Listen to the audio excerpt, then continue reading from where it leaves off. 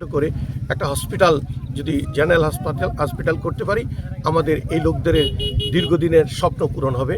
আমাদের স্কুলগুলি এবং কলেজগুলিকে সুন্দর করে মনিটরিংয়ের মধ্যে আনা হবে।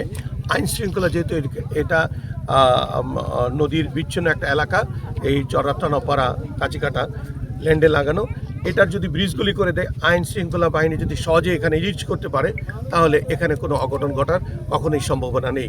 এবং এই এলাকার মানুষ খুব সহজ সরল এবং অনেক বড় মনের মানুষ।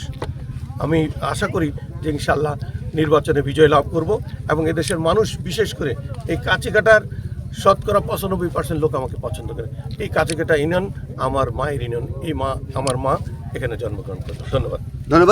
দর্শক, আপনারা শুনছিলেন যে এমপি প্রার্থী জনাব শফিকুর রহমান কিরণ, তিনি বলছিলেন তার এমপি হওয়ার পরে তার উন্নয়ন পরিকল্পনার কথা। তবে এখানে আমরা যেটা বলছি দর্শক, এই যে জায়গাটি রয়েছে এটি নড়িয়া উপজেলার কাছিকাটা ইউনিয়ন।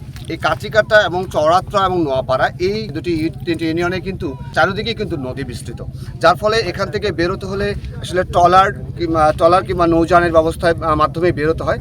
তো এই যে চরটাকে যদি স্থানীয় যে রয়েছে, যেমন পাশেই কিন্তু মুন্সিগঞ্জ জেলা রয়েছে, এই মুন্সিগঞ্জের সাথে এই চরের যে অংশ, এখান থেকে যদি ব্রিজ, নদীর উপর দিয়ে ব্রিজ স্থাপন করা হয়, তাহলে কিন্তু এটি সড়কের সাথে যুক্ত হয়ে যাবে, যার ফলশ্রুতিতে এই চরাঞ্চলের মানুষের যে দুর্ভোগ সেটি লাঘব হবে। দীর্ঘদিনের এই চরাঞ্চল মানুষের এই স্বপ্নকে বাস্তবায়নের কথাই বলছিলেন জনাব শফিকুর রহমান কিরণ। তবে স্থানীয়রা যেটি বলছেন, তারা যে প্রতিশ্রুতি দিচ্ছেন, সেই প্রতিশ্রুতি যদি তারা বাস্তবায়ন করেন, তাহলে তারা কৃতজ্ঞ থাকবেন, এমনটি তারা জানিয়েছেন। এবং এই বাস্তবায়নের জন্য তারা কাজ করার জন্য তারা প্রতি আগ্রহ প্রকাশ করেছেন। এবং আগামী নির্বাচনে তারা এই যে যারা প্রার্থী রয়েছেন, তারা যারা এই জনগণের চাওয়াকে নিয়ে কাজ করবেন, এমন প্রার্থীকেই তারা ভোট দিতে চাচ্ছেন। এই ছিল শরীয়তপুর থেকে নির্বাচনের সর্বশেষ তথ্য। মোহাম্মদ খালেক পেদা, বৈশাখী নিউজ।